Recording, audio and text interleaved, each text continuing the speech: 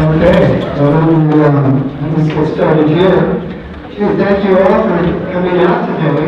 A beautiful Saturday, and you choose to be here, although it's been raining for the last couple of weeks, but thank you so much. I know that it tells me that you find this subject important, and we will have, I think, an important discussion around civil liberties today. So thank you so much for coming out. So let me just say that, when I first took Asian American Studies classes at UCLA in the 70s, we learned first a lot about the camps, the concentration camps, for the first time. And just think of all that we know now, 55 years later. But one name that came up then, off and on, but there was really no story behind, was the name of this one crazy dude who represented over 5,000 Japanese Americans in World War II. And so, you have to always tell that you will learn more about who M.Collins was. So thank you so much, Sharon Yamato. You've answered the many questions we had about this one crazy dude, because after watching the film, I can confirm that it was one crazy dude that really represented over 5,000 Japanese Americans. And we're so lucky today. We have in person Merrill Collins, the son of Duane Collins, who can really talk about his experience as well as his father's. Henry and I at J-Town Student TV, well, we said that we've been really anxious about what's going on in this country. I mean, let's be upfront here. All this BS that's coming down from the Trump administration makes us anxious, and it should. Just think about even some of the developments over the last couple of days with ICE and the way our neighbors have been treated, etc. I don't know, Henry and I are coming from the old school. We want to fight back. We want to do something about it. This is not the kind of community, this is not the kind of country that we fought for in the 1970s, and so much of that's being taken back. And so today, I'm really pleased to see that all of you have turned out, because you too want to do something about what's going on here for the Trump administration. So over the years, secondly, in addition to wanting to do something within the community to fight back, we wanted to combine a fundraiser here at the San Jose Buddhist Church WWII, because over the years, I probably have attended hundreds of events, celebrations, milestones, in this room. In fact, went to Japanese language school upstairs, played a lot of basketball right here, went to church across the street. And so the church has been a center of the community for many years, and most of us have taken advantage of that and used the facilities. So thank you so much today for showing up, and it's a really great time to give back. Your entire donation, your ticket donation, is going to the Buddhist Church. And the way this was set up was, if you saw the sponsors that you have on the program, each one of them sponsored one of the panelists that you will hear from today. And so your 100% ticket sales will go to the Buddhist Church. Okay. So I think, finally, I just wanted to say that we're going to show the film. It's only a half hour, but we have a very distinguished panel. I'm so glad that people were able to make it. I will first introduce, after the film, your moderator, Vickie Taketa, and then she in turn will introduce the panel. So again, thank you so much for coming out. We really appreciate it. Enjoy the film and join in on the discussion. Thanks.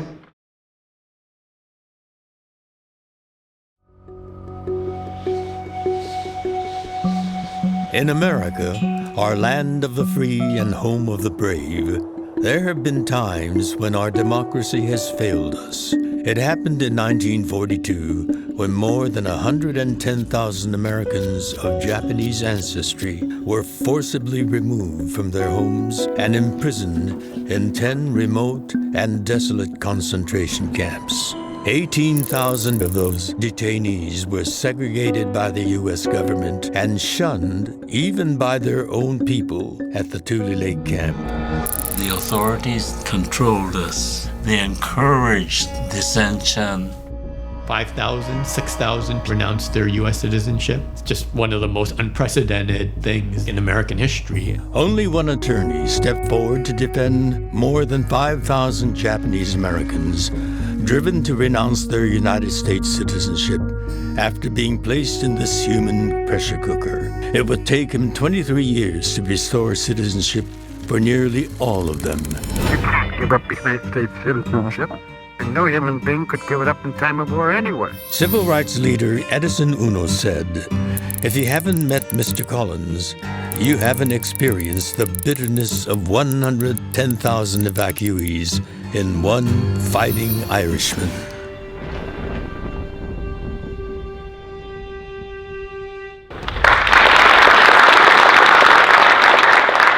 I'm Vickie Taketa, and I will be your moderator today, and I will be introducing this very dynamic, depthful, I hope that's a word, panel. So I'm going to go through and I'll introduce each one of you, and then I'll circle back around with questions. And if you see me writing, it's because I want to take notes. If someone says something profound that we want to circle back and get some clarification about. So to my left here is Sharon Yamato. She's a journalist and TV producer and an independent filmmaker with more than 4 decades of experience in media, TV, film, and production. Her films includes Another Iconic Individual, Out of Infamy, Michi Nishimura, Webman, A Flicker in Eternity, and Moving Walls, for which she wrote an accompanying book, Moving Walls, The Barricades of Americans' Concentration Camps.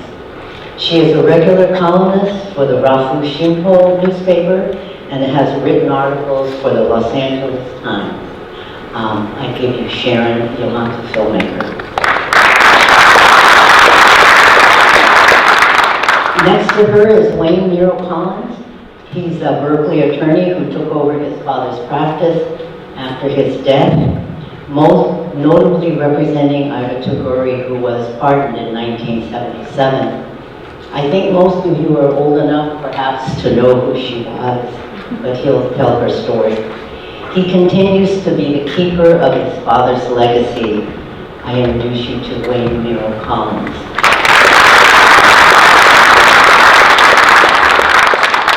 Next to Wayne is Hiroshi Shimizu. Many of you, if you've been to or participated on a Tule Lake pilgrimage, he is the chair of Tule Lake Committee, vice president of the Crystal City Pilgrimage Committee, and board president of the Japanese American National Library. His father was a leader at Tule Lake and later incarcerated at Crystal City. Welcome, Hiroshi.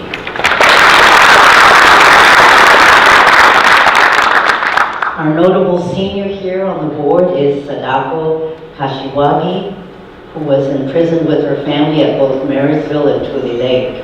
Her father was a dissident who was sent to a DOJ camp while the family was at Tule Lake. Her husband, writer, poet, actor Hiroshi, was an early outspoken critic of Tule Lake and serves as a narrator in the graphic novel We Hereby Refuse. Thank you for being in attendance, Sadako.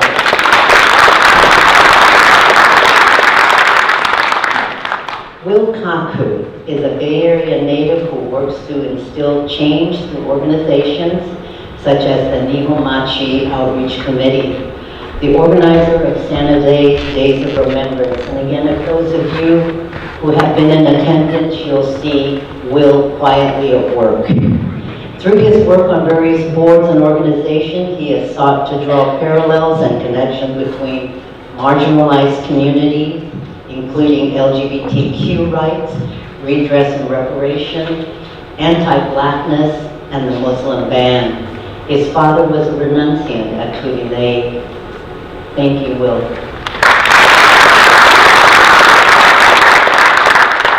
Susan Hayase is a co-founder of San Jose Nikkei Resistors and a long-time activist. She was vice chair of the board of directors of the Civil Liberties Public Education Fund, nominated by then President Clinton in 1999, and active, very active in the redress movement through the National Coalition for Redress and Reparations. She is one of the creators of Japantown's Hidden Histories. I hope you've taken advantage of participating and seeing that. A multimedia experience that brings out the multicultural past of San Jose's Japantown. Susan was honored last year with the San Jose NAACP Freedom Fighter Award. Thank you for all of that. I'm going to turn the questions over to each one of the panelists, and when we conclude, I will then open it up so you'll have an opportunity to ask those questions that you've been willing to ask. I'd like to begin with the filmmaker, with Sharon, and ask the questions. When did you learn about Duane, and what motivated you to produce this very, very thoughtful and informative documentary film?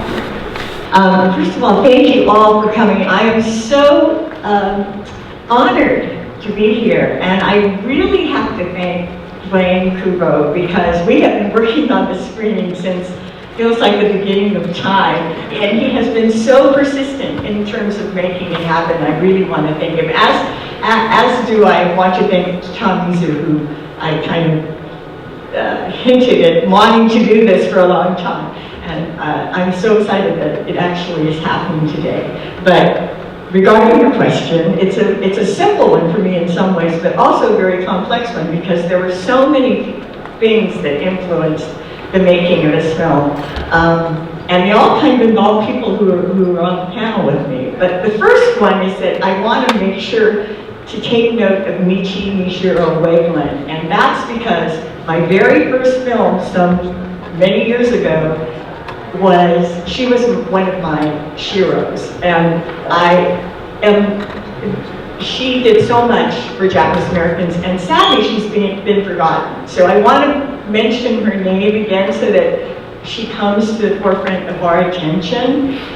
It is the 50th anniversary of Years of Infamy, the book that she wrote, and she dedicated to M.Collins. And that's kind of how I first heard about it, although I have to say that the reason I decided to make this film was I heard the gentleman next to me speak at the 2014 Tule Lake pilgrimage, and if some of you haven't been to it, you definitely should go. It's an incredible event that's held every year around the 4th of July. At any rate, he gave a presentation about his father that was just mind-boggling and mind-blowing because of the fact that he actually traced the difficulty that Collins had in representing the Renunciants and all the other work that he did. But I had no idea that he had been met with so much resistance from our own community.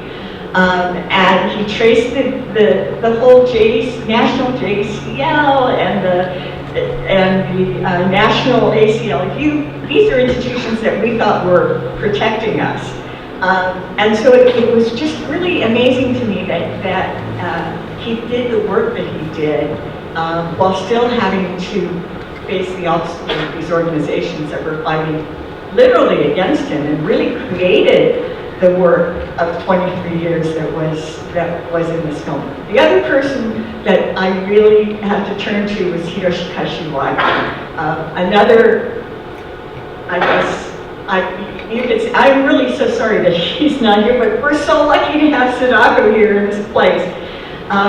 He was one also who really credited Duane Collins with his being an American. And with that, I think there's a quote that I'd like to read you. I hope you guys don't mind, but George Takei, who has been a huge supporter, obviously he narrated the film, but I just wrote him a note telling him I was going to be here, and he responded with something that I'd like to read you, because it really says a lot about the importance of M.Collins. So if you don't mind, here it is. I owe my identity, my ability to speak English, to build my American life, to Collins' uncompromising defense of the Constitution at a time when no other attorney would touch Japanese-American cases. The parallels between the injustices of Japanese-American incarceration and today's battles for immigrant rights are impossible to ignore. By introducing new generations to Collins' heroic example, you're offering both a historical mirror and a blueprint for how principled individuals can stand up for justice and democracy when it matters most. So this actually he wrote very recently, just the other day, and I thank him profusely because I think it really captures the spirit of this presentation, our discussion of civil liberties. I think it's so important. And again, another inspiration because he, I know the important part that Wayne Collins played in his life. So thanks. Thank you. Thank you. You made a couple of really nice points, and we'll see the connection and we'll circle back around.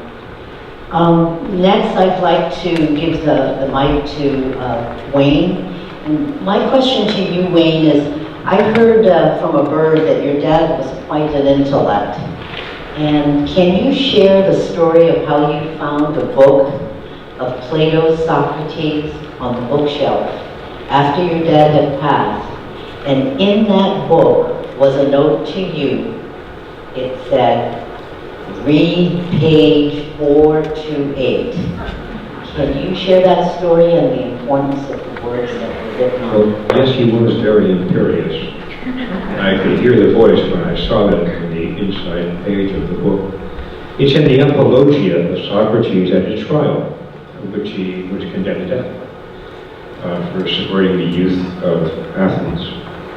It's where he says that he could have lived his life serving the state, but to serve the state and the government and not the people means he was prohibited from doing what was important and right, and that you could never do what was right or important if you made yourself a servant of the state.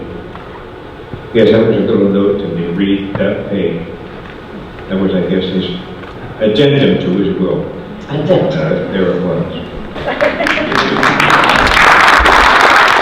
Ask me the question of how it felt for him to see, or rather, see and hear his father's words up on the big screen. Well, the voice was terrifying. The personality could be the same. No, he was very direct and very forward in everything. But he was very cold when that interview took place. And that wasn't the way he spoke most of the time. His words were measured and delivered more carefully and with less annoyance at the interviewer. When you get to a certain age, your violent sheep is a bit irritating. And he was very, very convincing and very clear and very well prepared in everything that he did at law. But I can understand the interview and the voice, I'm afraid, so well. Any other question? Did you want to share some characteristics as they connect to the words on that page that you read in terms of the meaning of the words that propelled your dad to continue this work that you did with renunciation? My father was born in 1899. His father died when he was 7. His mother couldn't handle the family. There were 3 boys, not 2, and she gave them up. And more than one person had that experience prior to World War I. People just gave their children up, and they were put into orphanages or public care facilities. And that was his early experience. I'm sure that molded him, and it made him both a bit bitter and a bit independent.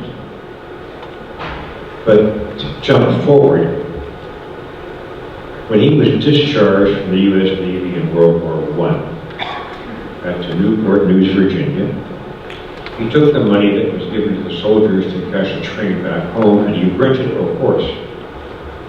And he rode through the back hills of Virginia and West Virginia, and although he may have been an urchin with no money himself, he was shocked and appalled at the poverty, ignorance, and ill health of people in this country in West Virginia. I don't think he ever got over that, just describing the poverty, the mannerisms, the ignorance, and the ill health of those people in the 20th century. Now that's one thing that to me stands out. He then returned to San Francisco and worked a series of jobs. Ended up finally going to law school at night because he had to work during the day to support himself and his mother, who was an invalid, and his brother, who my father would tell you to be long was a ne'er-do-well. And that's how he lived in the 20s. He did go out with the woman who lived across the hallway when he was 10 and she was 6 in Oakland. And in 1934, they got married. People postponed marriages in that era until they felt they could afford a family. That was the tradition. So you married later in life. But during that time frame, he watched the aftermath of World War I. And there were race riots in this country, in Detroit and elsewhere, after World War I. There were enormous strikes that took place in the early 30s and ended up tried in San Francisco. In the 20s, when he began to practice law, it was a lot of volunteer cases. There was no ACLU in Northern California, or in that matter, in Southern California at that time. It was recreated in the early 30s. In Northern California, in the aftermath of a very violent general strike. I'll pass the mic on to Hiroshi and come back to it. Okay. Thank you.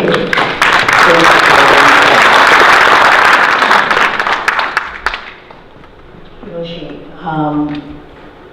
you come from a family, a renunciant family.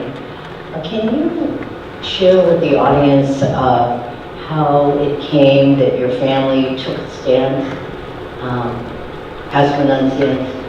And to the best of your knowledge, share with us the reasons, if you're aware of them. Yes, my father elected to repatriate to Japan as part of the prisoner exchange program in 1943.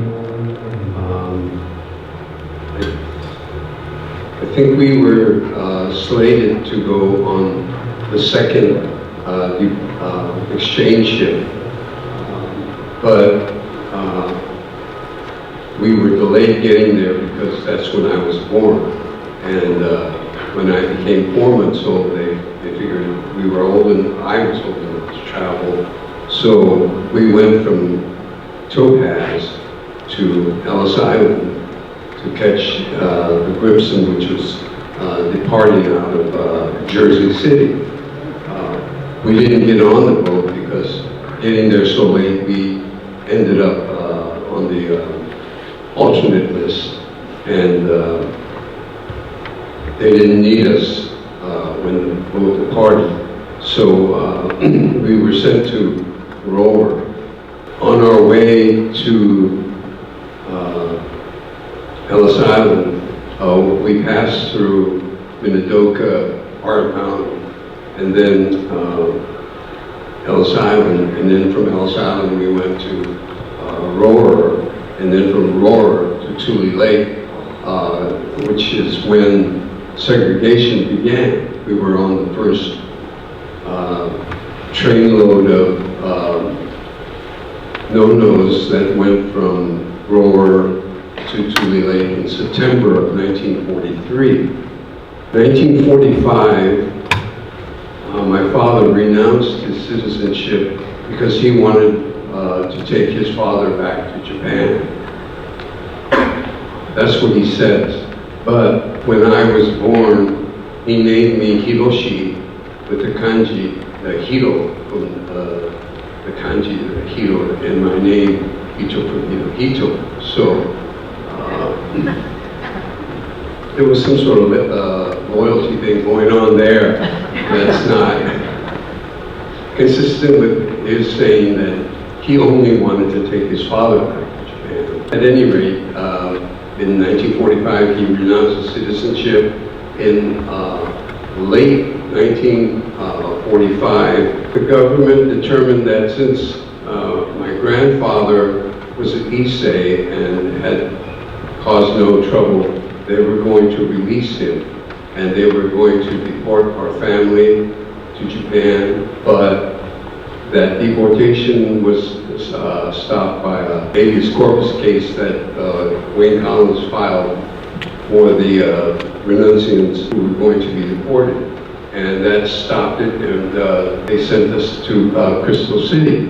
My grandfather was sent from Tule Lake, considered mentally unstable, and went to Napa State Hospital, where he died a couple of months later, in April of 1946. In March of 1946, we went from Tule Lake to Crystal City, and it was at Crystal City that my father was elected to be the Japanese group spokesman, which put him in constant contact with Duane Collins, working to get all of the renunciants, Crystal City, released. And as a sidebar to all of that, Duane Collins also worked to get all of the enemy aliens that were held at Crystal City released, and the Japanese Peruvians who were there released. So Duane Collins basically saw injustice everywhere,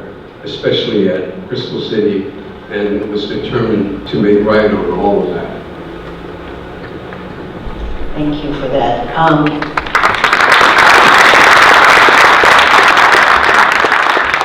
My next question has, Hiroshi, has to do with how did your family's experience facilitate your involvement with the Tule Lake, the development and ongoing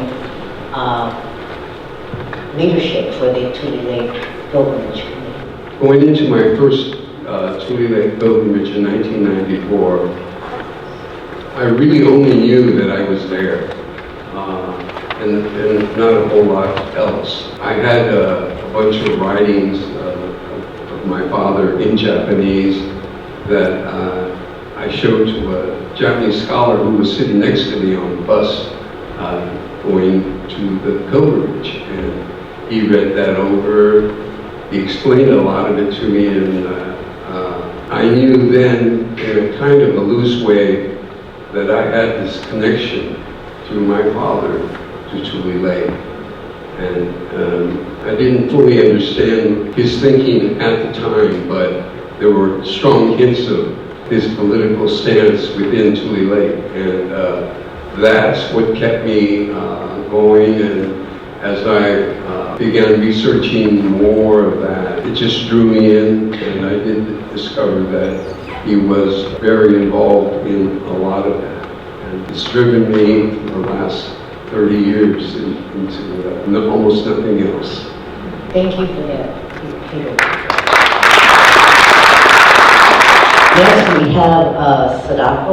I would like, you're the wife of Hiroshi Kashiwagi, who is a playwright and poet, but your family also has connection to the story that we just saw today. And can you tell us about the connection that your family has to Tule Lake and renunciants? And share, if you remember, any of the reasons that you are aware of? First of all, before we get started, I want to thank Duane Collins and his family. They freed 671 renunciants, and most of it was done pro bono. And Hiroshi Kashiwagi, which was the narrator of this film, and Tanaka are the only ones who actually wrote a thank you note. Wow. And as far as not naming the kids, I was just too busy being a mother. Anyway, I didn't know who Wayne Collins at the time, you know, I was only like 23. So anyway, so thank you, Wayne Collins.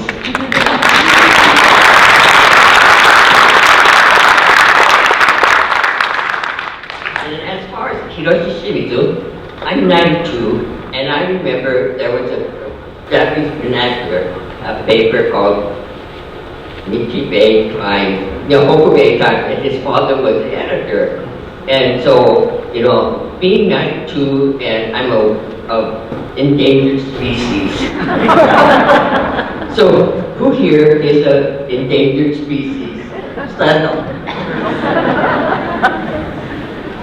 Yeah, no endangered species? Oh my goodness. I am an endangered species.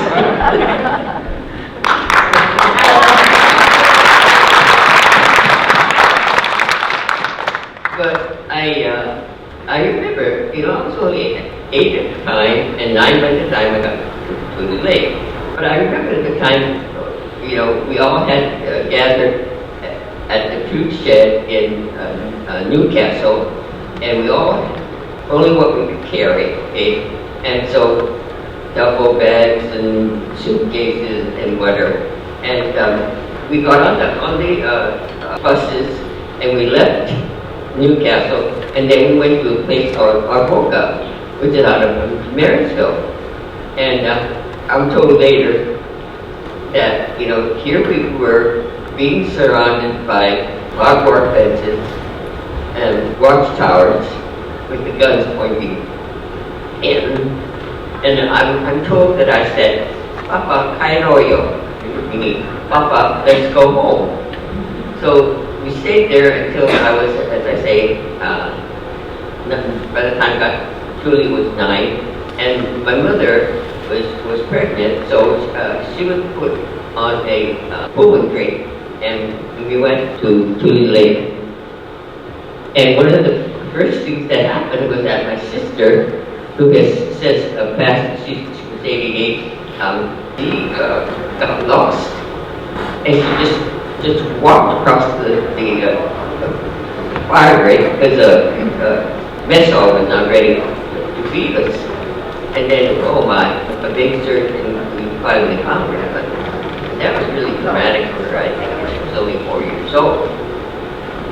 And I can remember Father being taken from Tule Lake direct to Sharp Park and to Santa Fe for 18 months. And I got this all from Hiroshi. He's a good source of information. And anyway, and it turns out that he was actually very targeted from the very beginning because, you know, he was a leader in the community. And during the strike, you know, when there was that vegetable farm and someone got killed, well, he protested then, and there was a carpenter's track, and he was handyman, part of that, and the boards and everything, and so he was part of that. So he was already targeted, you know, and so when it came to the question of, are you going to, yes, no question, he said to them, you're already in a place here, you're considered disloyal, you know. Really study that, and before you sign anything, really give it a lot of thought. And a lot of them said that they would just sign up because we want to get out of here, you know.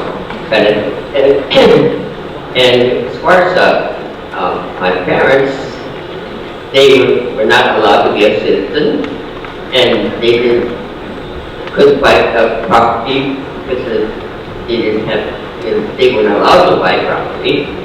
And those who did buy property did it in the names of their sansei or yonsei, sansei children.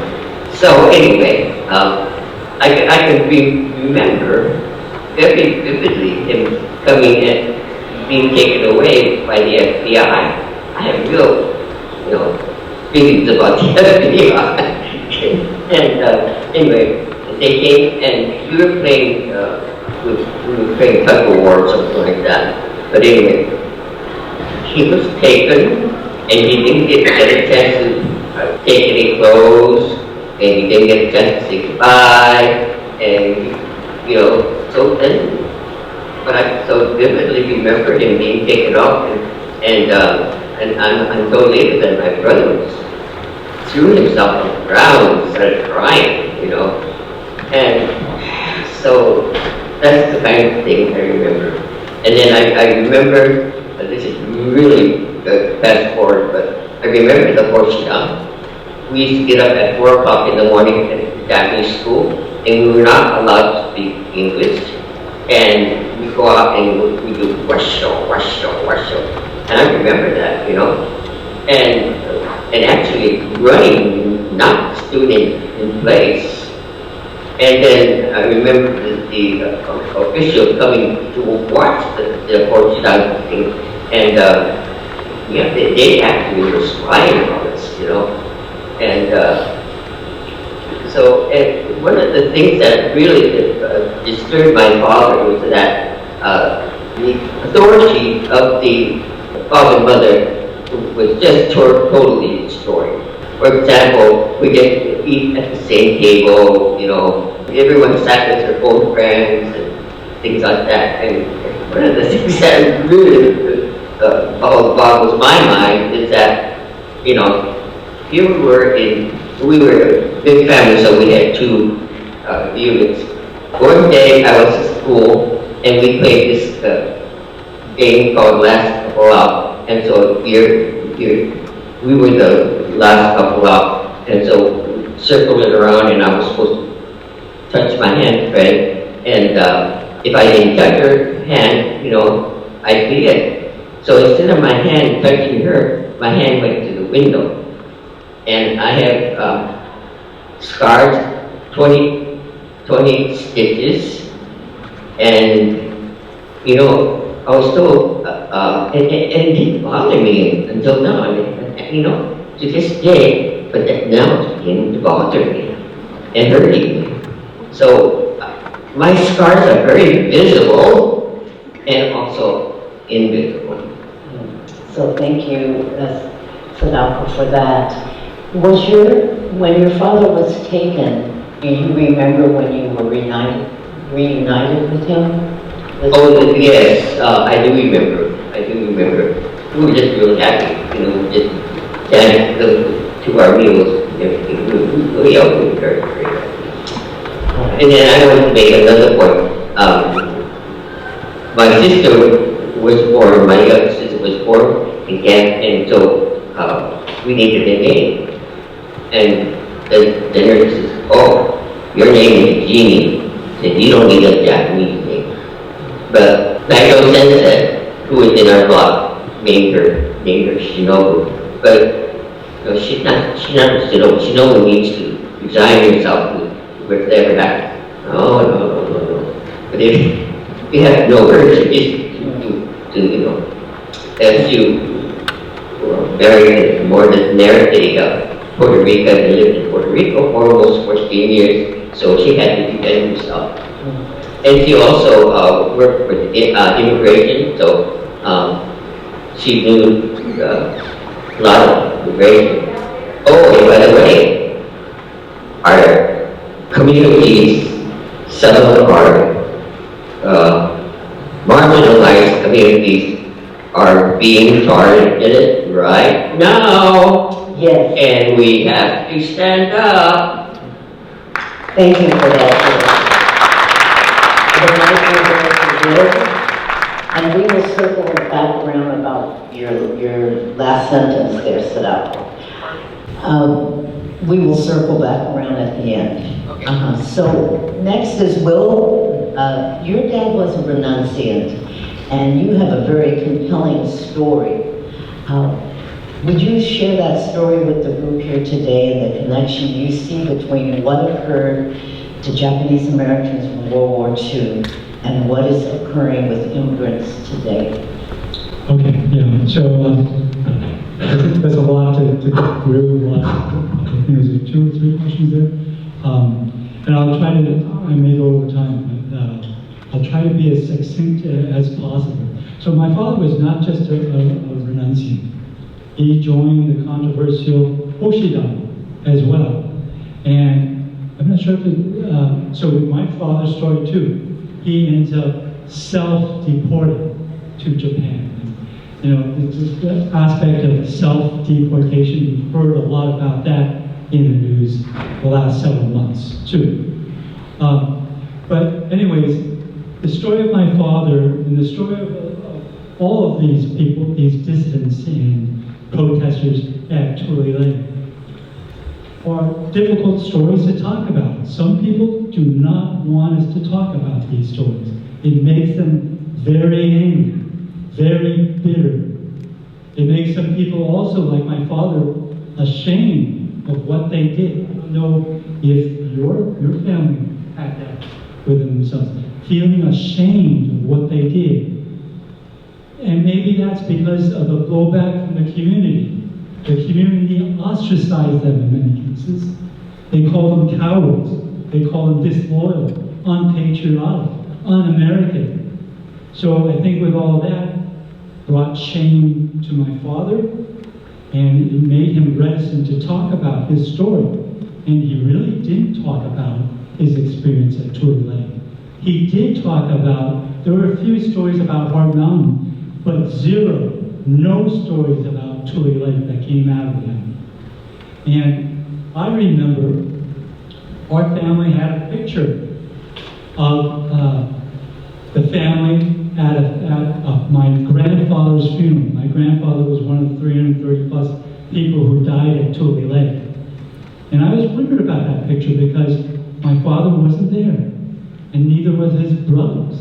And I didn't know anything about Tule Lake at the time, so I'd ask my father, why aren't you in this picture?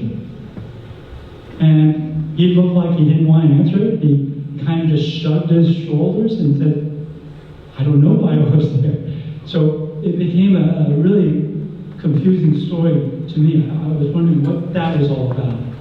And then in the early 2000s, that story finally came out. This story that he kept secret for over 60 years, that he internalized, finally came out. I told him that I wanted to learn a little bit more about what happened to him at Tule Lake. I wanted to follow his footsteps at Tule Lake, at the Tule Lake pilgrimage. Do you have any stories to tell me about Tule Lake? And finally that opened it up. Finally it was his time to, after 60 years, to reveal what happened to him. And so he said, I wasn't in that picture because I was a prisoner at Bismarck, North Dakota. And that was kind of shocking to me. What's Bismarck, North Dakota? Right? Why was he arrested and sent to Bismarck, North Dakota? And my mother, she speaks Japanese, she's from Japan. She said this in Japanese, no, you michikata. You got it wrong. You were in Tule Lake, you were in Tule Lake. And my father interrupted her and said, you don't even know this story. I didn't tell you, but I was arrested. I was labeled an enemy alien to this country, and I was sent over to Bismarck, North Dakota, and eventually self-deported. And that kind of opened him up a little bit more. I mean, it's really unusual because I said my father was a person of very few words. The longest conversation I had with him, probably 2 sentences. But he started to open up, and he said, I was part of the Hoshidai. He talked about, like what you said, running around, saying washo, washo. I think that was the extent of his involvement. He said he was trying to, what they were trying to do was aggravate the guards in the camp, and he would do that. He did renounce his citizenship, and they were sent to Bismarck, North Dakota, and then that's where he self-deported. But even today, I really don't know why he took this drastic turn in his life. It's a drastic turn because, you know, when you think about what he did, he was not technically a no-no. He said yes to question 28. He swore unqualified allegiance to this country. He stated that he did not want to go to Japan. He could not speak Japanese very well. My mom said he couldn't speak. It took him many years to learn really to speak Japanese when he was there. And interestingly enough, just weeks before he renounced his citizenship, he actually registered for the draft. So all of this was rather confusing. And he did say that Tule Lake was a pressure cooker, just like what George Takei said. It was a pressure cooker. There was pressure all around.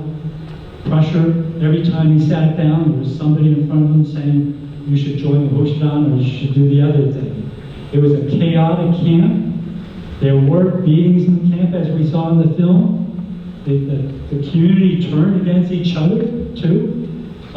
Just absolute chaos.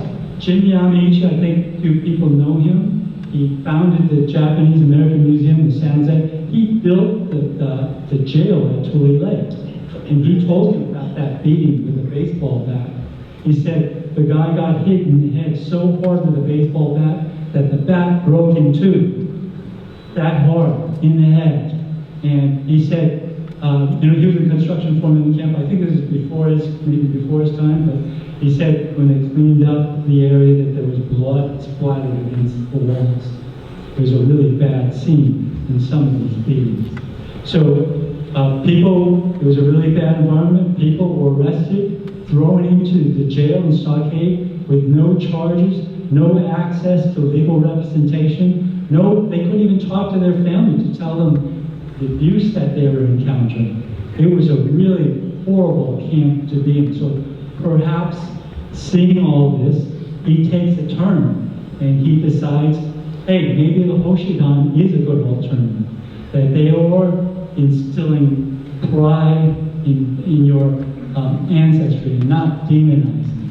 So perhaps that all comes into play. He also renounces, and I want to say that the government, the United States government, was fully active in trying to get these people out of the country and to renounce their citizenship. They passed an act in Congress, the Denationalization Act in 1944. And so they were using that to try to get people to renounce and deport them. And I kind of compare that situation to that environment, that chaos, to Guantanamo Bay. That's a situation too, where the government's looking at the situation where you've got these people that you don't want in this country, and yet you can't really put them into a trial because you would probably lose that court case. They want to get rid of them, so it's kind of the same thing. I think that there's some parallels there. Kind of losing my thoughts. Or maybe the connection to today. I said my father self-deported. And probably due to all the factors, this turmoil that's happening in the camp. Same thing as you said today. They don't want certain people in this country. They're trying to make the conditions so bad, so unbearable, that people will self-deport. You see the ICE people with masks covering their face, putting people into unmarked vehicles. You see them abducting people on the street, very visible, mind you, in the universities, in the immigration courts. They're arresting people who are doing the right thing by going through the right process in trying to go to their immigration hearing. You see them attacking judges. You see them firing hundreds of immigration judges throughout the country. That's what's going on. It's intimidation and spreading fear to get people to self-deport.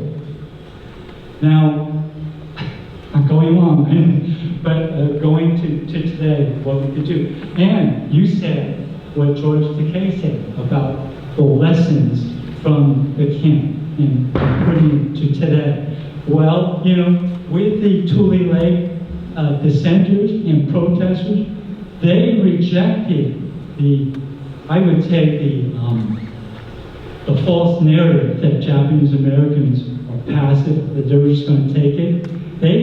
The protesters and the dissenters rejected people who said, "Chikatakanai," it can't be held. They rejected saying to go on, to simply endure the unbearable.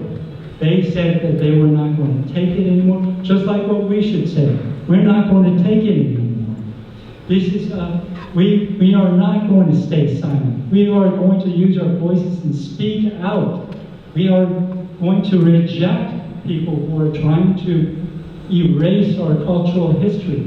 We are going to rise up and fight back peacefully.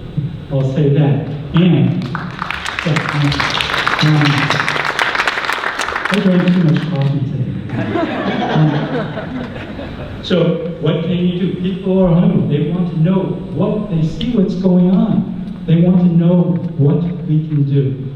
So in this room, several weeks from now, on February 15th, Sunday, February 15th, we are going to have a 46th annual Day of Remembrance, aptly titled Neighbors, Not Enemies. And so we're going to be addressing that issue, and after the program, we're going to do something different. As we come back from the candlelight procession, we're all going to be here, and I think what we're maybe calling, what are we calling it? We're calling it the Meet Your Neighbors, Meet Your Neighbors, at that time, meet your neighbors, meet people in the community, talk to community organizers, talk to people who are part of the Neighbors Not Enemies Coalition to see what you can do. So, hope to see you on February 15th. Thank you, Will. I will at the end circle around so we can talk about the tabling that's in this room, and each one of you will have an opportunity to quickly talk about what's coming next and volunteer opportunities for the audience to participate in. Susan is our next panelist and our last panelist member before we open it up to Q&As. My question to you, Susan, is, as you continue to fight to defend our civil liberties through your active work in the redress movement, as you archive our history and our stories, to the founding of the San Jose Nikkei Resistors, can you talk about the connection of your work in the JA community to what is happening today? Yes, thank you for that question. I was listening to the other panelists, and it's we have an incredible wealth of knowledge and experience up here. And I was thinking that my connection, I guess I would have to say that I'm kind of a vanilla Japanese American, because my father's family was in Amachi, Colorado, and my mother's family was in Gila River, but never went to Tule Lake. But I was very lucky to be part of the Asian American student movement during the 70s. And I read Michi Wakeland's book in 1976, which was an eye-opener, and I highly recommend that people read that book. You will end up learning so much more than, especially more than the model minority story of the concentration camps. And so, also I was very lucky because in 1979, I went to what I think is about the 5th Tule Lake pilgrimage. The first Tule Lake pilgrimage was in 1969, the same year that the first Manzanar pilgrimage happened. And these were grassroots efforts by, I think the first Tule Lake pilgrimage was UC Davis students.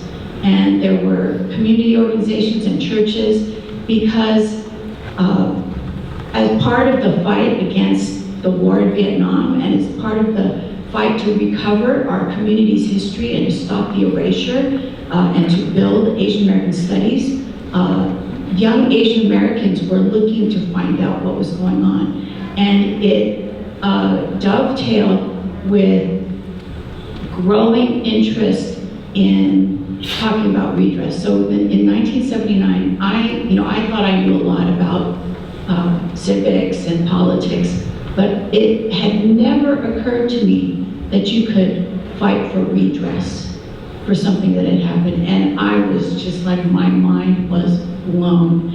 And I felt like this is something that I had to do. And so the fight for redress is basically a fight for justice, and it's a fight for civil liberties. It's a fight for individual due process rights, but on behalf of an entire community that was targeted because of ancestry. And so through this whole struggle, and when you do grassroots political organizing, you have to solve all these problems. Like, how do we get people to be willing to face this history? You have to solve problems like, how do we get people to do something? How do we get people to address these issues? We discuss civil liberties. We discuss, like, how do you talk about it? How do you convince people to do something? How do you get people to relate to this issue? And so I think I lost my train of thought. But in any case, it made me notice how scapegoating and blaming people is so much a part of American history, right? So Japanese Americans were blamed for Pearl Harbor. You know, Japanese Americans didn't bomb Pearl Harbor. But today, and I remember it, I think it was 2012 or 2014 when Syrian refugees were coming to the United States, and people wanted to blame Arab Americans and Muslims for terrorism. And actually in 2001 was like an incredible watershed moment for Japanese Americans too, to notice that this wholesale blaming of Arab Americans and Muslim Americans was resonating with the, remembered anger and trauma of the World War II experience of Japanese Americans. So we're having the same problem now, as you may have noticed, that there's people want to punish Latinos, people want to punish Asians, people want to punish immigrants from all nations for things that they're not blamable for. And so anyway, this is something that we all have to deal with. This is, I've heard people say that, America's wars are a way that Americans learn geography. Where is Iraq? Where is Afghanistan? Where is Venezuela? But I think also the repressive, disgusting, and vile and illegal acts of the Trump regime is forcing Americans to really come to grips with civil liberties. Know your rights. What does it mean to protect our neighbors, both on the streets, but also legally? So anyway, that's how I'm bringing it to today. I want you to thank you for that. Very quickly, before we go to Q&A, can you just say a few words about your discussion about defending civil liberties is defending democracy? So I think, a lot of people wonder, like, what should I do? What can I do? And I think that in this country, in some ways, democracy is kind of weak because we don't know what to do, right? I think there's a certain thing that people think of. They think of declaring their support for civil liberties, and that's a good thing to do. People should talk about it. But you can do more than just declare that you're supporting the Bill of Rights for everybody. I think during this last time period, we've learned know your rights. Like, how do you actually exercise your rights when you're confronted by the police or when you're confronted by ICE, immigration enforcement, when you're exercising your right to assemble, when you're exercising your right for political expression? How do you deal with somebody challenging that? So, am I being detained? No, I do not consent to a search. No, I do not want to answer questions. I am invoking my Fifth Amendment right to remain silent. So there's practical things that we're learning now.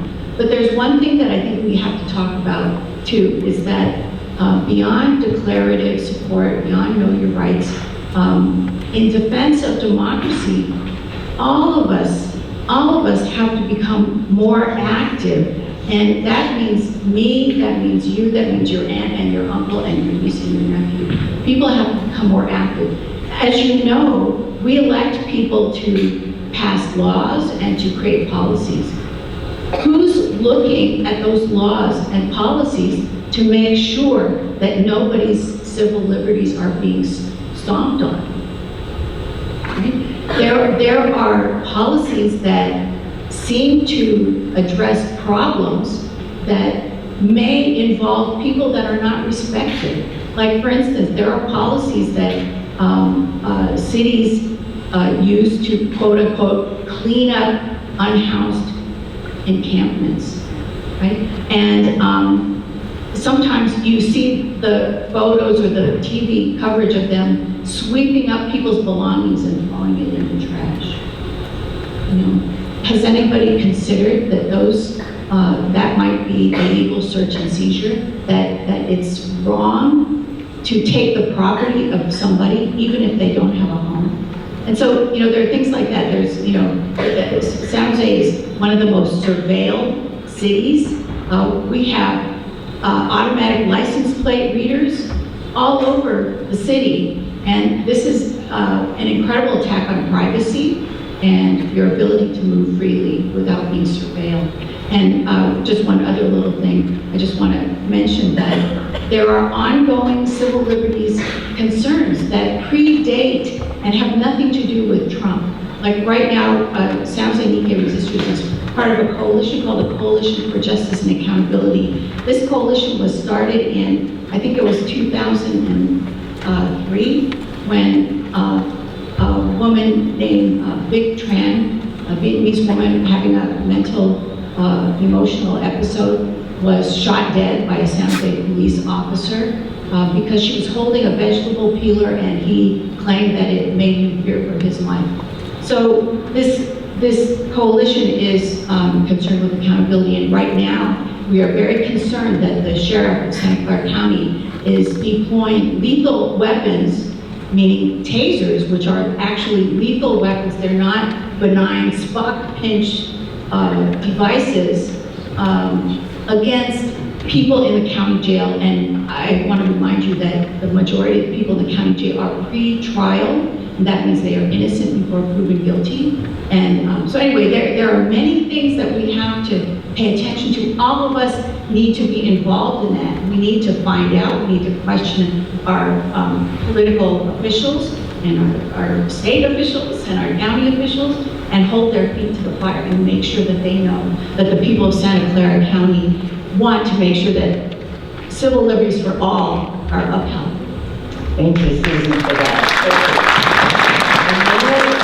We'll circle back around to talk about any ways people can get involved, but I would like to open it up to the audience for Q&A. So if you have a question, can you raise your hand, because we do have a runner with a mic. I see a hand in the back, and I see a hand way back at the back table as well. So the person with the red scarf first, and now way in the back will be second. I'm moving forward a little bit to see if there are any other Mexican Americans in this audience, and I'll tell you why. Susan, I don't know if you remember, we used to do things together back in the 80s. I never forgot you. My name is Elena Robles. I'm 72. I've been teaching Mexican folk dance for 54 years. I give free classes. I have 83 students right now, 54 families, most of them are undocumented. And being undocumented is a civil offense. Tell somebody that it's not, as you said, Susan, it's not a offense that you should be incarcerated, thrown to the ground, and all those other things. But I have another reason to be here. And I was crying halfway through everything. I'm biracial, tricultural. I was born here in California. My mother was born here. I'm 7th generation Californian from a British, Scottish, and Swedish background. I'm half Native American. My father got thrown in jail for kissing my mom in public in Ventura County. My mom used to take me to the Buddhist temple in Oxnard that was right across the street from the railroad tracks, where they could live and where the only place they could go, just like here in San Jose. Why do you think there's so many Hispanics on the east side past King Road? That was the red line for you to be out of town by sunset. So they did. But when I was born, it was segregated. When I was born, they would clean the swimming pool. We were allowed to swim in the swimming pool for the high school the day before they cleaned it, and that was it. We had to sit in the area of the theater for Mexicans supposedly. I don't know what, I had to learn Spanish when I was 40 years old. Because I felt I should, because I went to segregated schools, because my dad's family, my aunt was sterilized when she had tuberculosis and was put in a hospital. I got stories like that. They punished us in school. We weren't supposed to speak Spanish, and it was a small migrant town. And my mom would take my older brother and I to the Obad Festival when I was little in the 50s. And we would go there and have a good time. My mom could read, speak, and write kanji. She was Swedish about it. Her dad was born in Nyköping, Sweden, and her parents were from the Pinnacles. They had mercury mines, and their families went back to the founding of the United States of America. So I could have showed up in my wheat beaters and my braids and everything and be the daughter of the American Revolution. That would have blown your minds. I would love to speak to any one of you or anybody here who wants to know the 70-year history of integration of also the Mexican American families in California. And my mom was a fighter in her quiet way. And I grew up that way, in my quiet way. And I'm not quiet anymore, so I hope all of you step up too. I'd love to hear, talk, have coffee with anybody. Thank you very much. I greatly appreciate your comments, and we'll talk about how we stand together in community. Thank you. Naoko.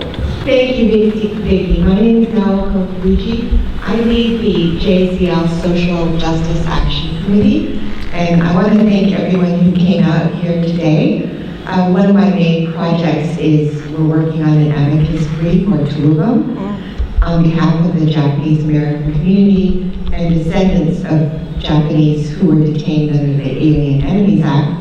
And right now we have about 250 people that have joined us. So, and many of you are here today, so I want to thank you. My question today is I've received several questions from people who are afraid of the new regulation that came out about protesting on federal property. And they're afraid that if they get arrested, that it's a federal crime. And who can they go to for potential legal representation? So I don't have a direct answer, but there are multiple legal organizations working today, and also including like a lot of the attorneys general that are working to try to rein in the excesses of the Trump regime. But you know, a lot of times I recommend, among things that people can do is donate to support the legal organizations that are fighting these things. And so I think we can probably talk about that. We'll have to do more research, but I know the ACLU, and there's something called Democracy Docket, and the Brennan Center also is working on things like that. So I think we should probably come up with a more comprehensive list of legal organizations. So that's a great question.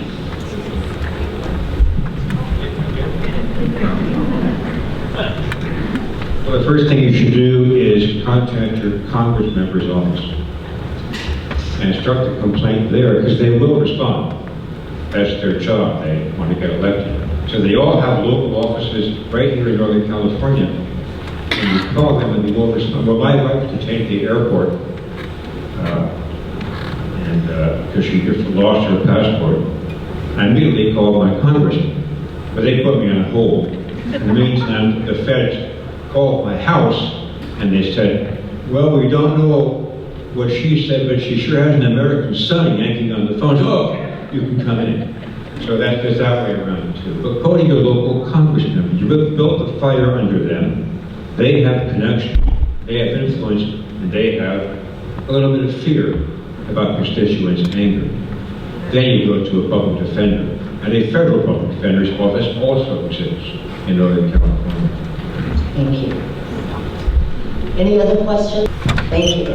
I just wanted to add the National Lawyers Guild. Like anytime I've protested in the Bay Area, that's the phone number I Sharpie on my arm. They actually have a whole protest response team of lawyers specifically around protest. So if you Google National Lawyers Guild Bay Area, the number will pop up, and I highly recommend that you Sharpie that on your arm whenever you engage in protest of any sort. Thank you.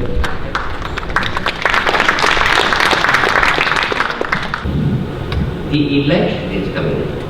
Remember, Proposition 50 was a big, big success. And they have been having protests in Berkeley, and it started at the Berkeley North station, and it went clear around the block, and it over into University Avenue. And then they walked up University Avenue and went, there's a consulate there, and they protested there. So there are different ways of protesting, Due to my mobility, I can't do that, but yeah, there are different ways to protest. If you can do it, do it. And then, you know what? Every one of us matters, so go out and vote. Every one of you matters. You know what? Be kind. Smile. It doesn't cost you anything. Thank you very much. Do we have any other questions in the audience? I think yes. One of my questions is, people call the Japanese American incarceration a stain on American history, but clearly we keep repeating these actions over and over again, no matter how much we decry our past. I'm sure I can guess how you all feel, but what are the actions you think people can take to try to minimize or even end this constant governmental push for injustice that we seem to keep saying over and over again? I know people constantly protest, and I know people want to push, but many people don't realize there are resources and people they can go to or that they can start as part of a fight against injustice. Does that make sense? Maybe this is a time for Will, Susan, and Hiroshi, if you can share with the audience some opportunities that are available. I think we really need to flip seats in Congress. They have the power. We need to change this. And we need to go out to vote. And we are in a democratic area, but we should also consider what can we do to support these other races in swing areas. But I'm just pointing on one particular issue: is frustration that things keep happening, and are we having an impact? I'm sure a little bit, but we are in a democratic-leaning area. If this was being done in Orange County or something, maybe it's a different situation. Maybe that's what we ought to think about, looking at other areas and trying to penetrate in those areas. And I have gone to swing states and tried to register voters, and I'm going to do that again fairly soon. So I just talked about one issue, which is election. Susan? Let's see. So I think one of the things that's really important. So, when I was in college and a young person, this was during the Asian American movement, and a lot of times people would ask each other, like, so when did you get radicalized? So you know what that means? What that means is that when did you realize that the problems that you see in society are the result of a system and not just because there's a couple of bad people in positions? So this is something that I think everybody needs to do. Everybody needs to start understanding the system. And in our country, we have a long tradition, very deeply embedded white supremacy. So one book that I highly recommend, I reviewed this book, it's by Steve Phillips, it's called How We Win the Civil War. And he kind of gives a brief, very readable history of the recalcitrance and the persistence of the Confederacy and the people that were fighting on behalf of white supremacy, and how even now that there are organizations that descend from the Confederacy that are in control of the curriculum in the South about what the Civil War is about, like they say it wasn't about slavery.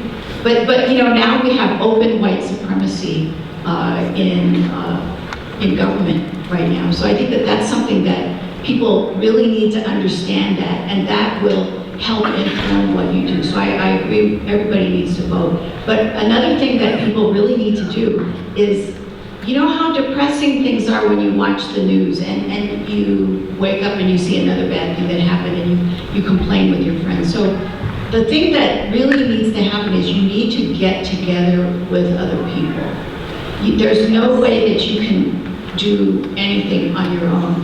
You need to join an organization, hopefully an in-person organization, and if there isn't one that you see that seems like the right one for you, form one with your friends and try to figure out, try to solve this problem. What should we be doing? Should we be attending the protests? Should we be calling our Congress people? Should we be organizing more people to do that? And how are we going to keep our spirits up and keep going? So that's really crucial, is you need to get together with other people. You can't do it by yourself. Yes. Thank you. I'd just like to add that I think the most important thing is education. So the more we talk about things, the more other people learn, maybe, and we are so, it's really ironic, we're so fortunate as Japanese Americans, the ones in the audience who are Japanese American or descendant of Japanese Americans, because we can speak from personal experience. And I think that's really important to speak out. One of the problems at Tule Lake was no one spoke out for a long time because of the fact that they felt so ashamed, and now we can speak out. And I think we need to keep talking, we need to keep sharing and telling people what happened to us as a people, as an American people, and hopefully that, because I know it seems overwhelming. I know for me it seems always overwhelming, but I really like showing this film because it's a way of opening dialogue.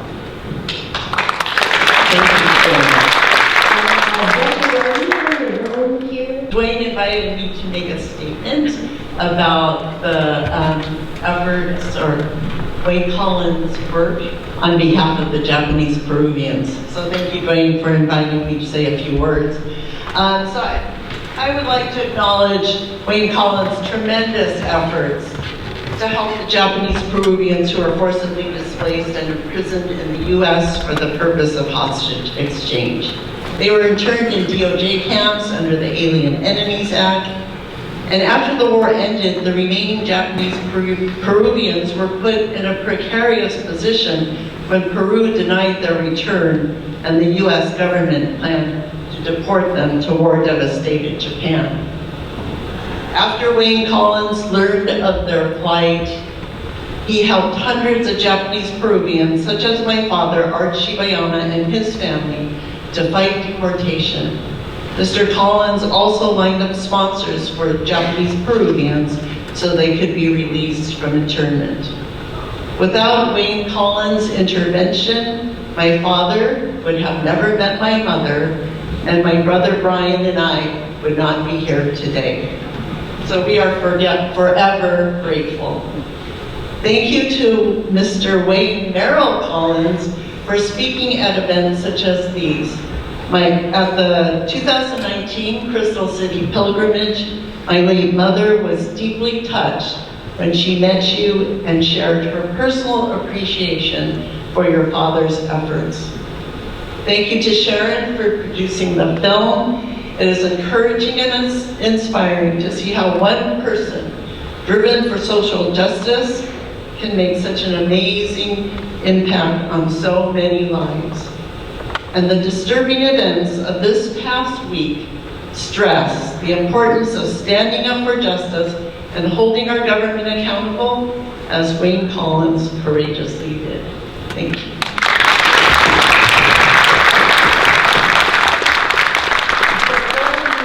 Thank you, Bekki. And before we start to close and thank you all for staying past the 4 o'clock deadline here. Greatly appreciate allowing us to wrap up. But one of the things I wanted to share with you through Will or Hiroshi or Susan is the tabling information when some of you ask, what can we do? Locally here in San Jose, Japantown, there's lots of opportunities to get involved.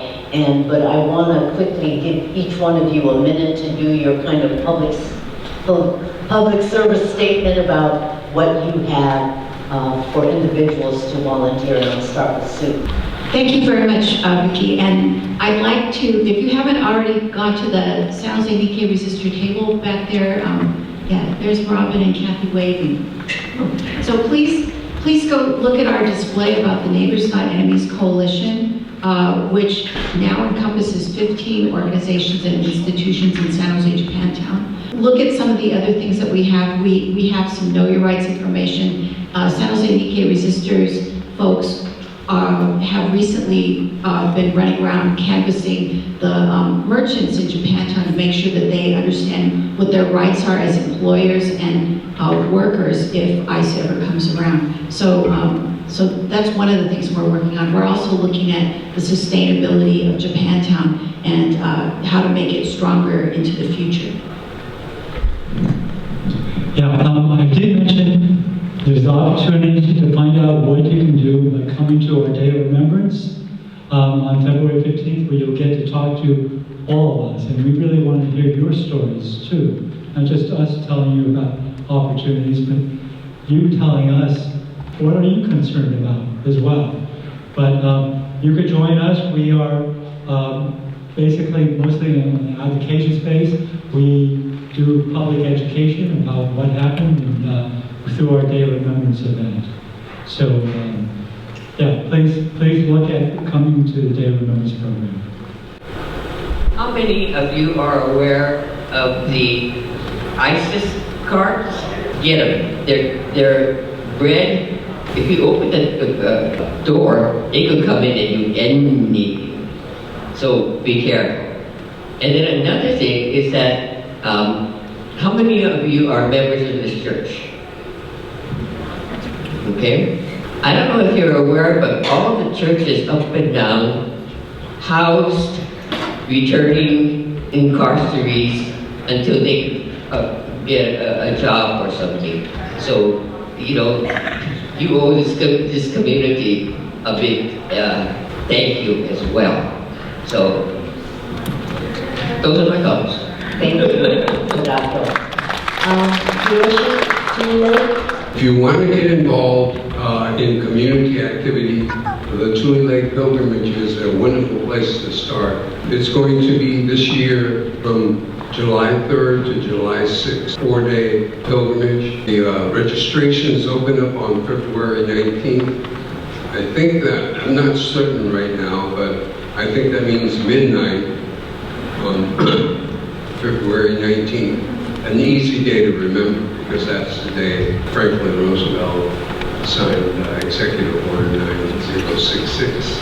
But the twist this year for Tule Lake is that this is the first time our registration is going to be online digitally. Whoever signs up first, up to I think 350 will get in. With that said, I think if you are interested and would want to attend the Tule Lake Pilgrimage, register as soon as you can on February 19th. It's the best pilgrimage. I've been to Manzanar, but you know. Thank you, Sadako. Okay.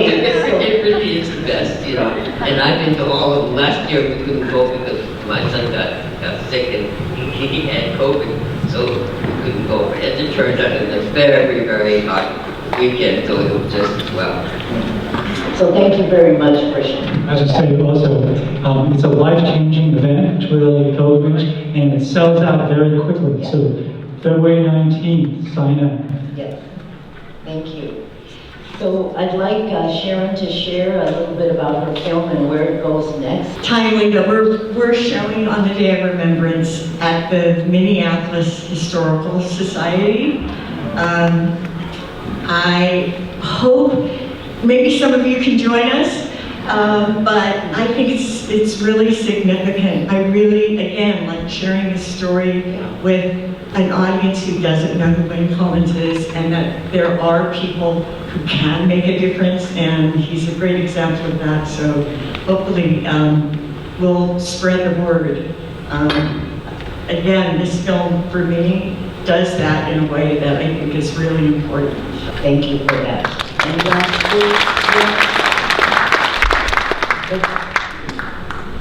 Asking me?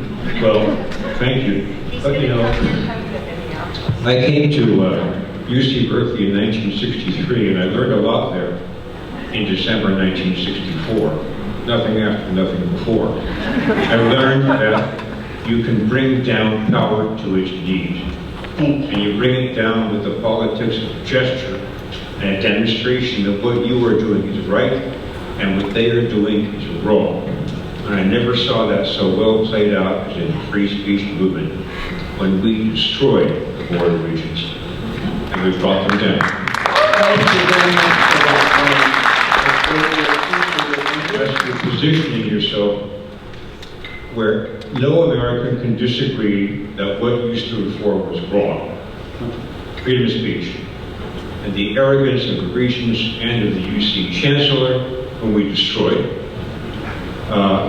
was not enough to stop us. So you can do it through organizing and through reaching the public through a politics of gesture that makes them listen to you for a change. That's all that I would say. Thank you so much. I want to make sure that we didn't leave out anyone for a last question, because I would like to do a little bit of a wrap up here and do a closure. Shouldn't this be part of American history? I mean, what happened to the Japanese Americans? What, is there a reason why it's not in the history books? I mean, maybe so therefore that's something that we need to talk to our, the people who we elect about. I mean, this is America and it's part of the history. It was a big thing, was it not? Not just to us, right? I have response to that. Well, I'm going to close with that. I'm going to leave that question unanswered for a reason. And that is, sometimes we need those questions to gnaw at us and push us to seek a resolve and an answer. And that's why I'm going to leave it unresponded to by the panel.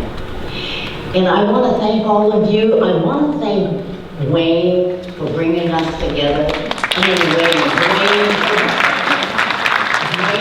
bringing us together. Duane is an accomplished filmmaker, an accomplished educator. He's founded J-Town Create TV. He did a historic film called Hitohata and J-Town Cruising, which is now in the Library of Congress. And what's important about filmmakers is they tell our stories and they get a wider audience oftentimes than we can as a solo individual. And so in closing, I want to say, as I listen to the panel and I listen to your question, and as I look out at the audience, I want to say that this documentary is a collective reflection of our collective humanity. And it's told through M.Collins' persistent and passion to find a resolve for an injustice that he saw, and he refused to acknowledge it. And when I think about our collective humanity, it is something that is not innate. It is us. It is the panel and the activity. It is seen in M.Collins' work. It's seen in every one of you who asks the question about where are we in our national narrative. It's in each one of you who come and pay to see a film, support filmmakers so our stories are told and not erased, Our collective humanity is fed by our action. It is three-dimensional, as we talked about. It is not online and it's not a photo. It's telling a story. When I first started to teach, I didn't have this panel to access to tell our story.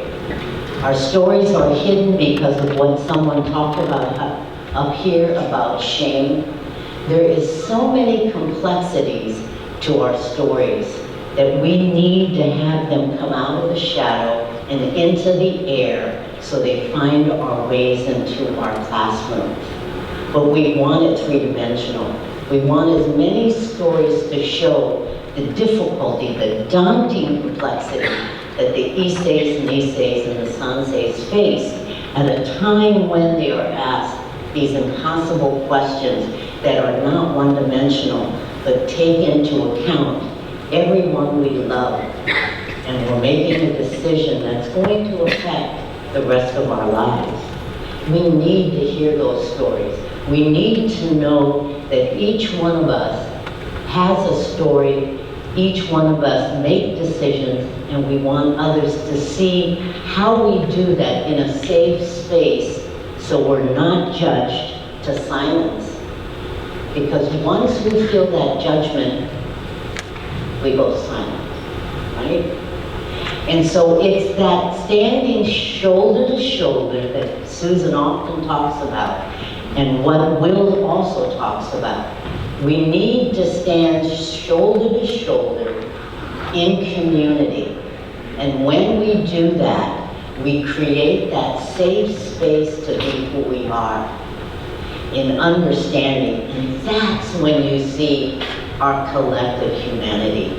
And we will not let one person silence us. We will not let that one person to make an enemy out of a neighbor who is not our enemy and put a label on our head because one of us is a citizen and one of us is not. So I want to leave that with you, that in today's panel, what I saw and heard through their different stories, their unique stories, was a safe space and a sameness, but with complexity, with personal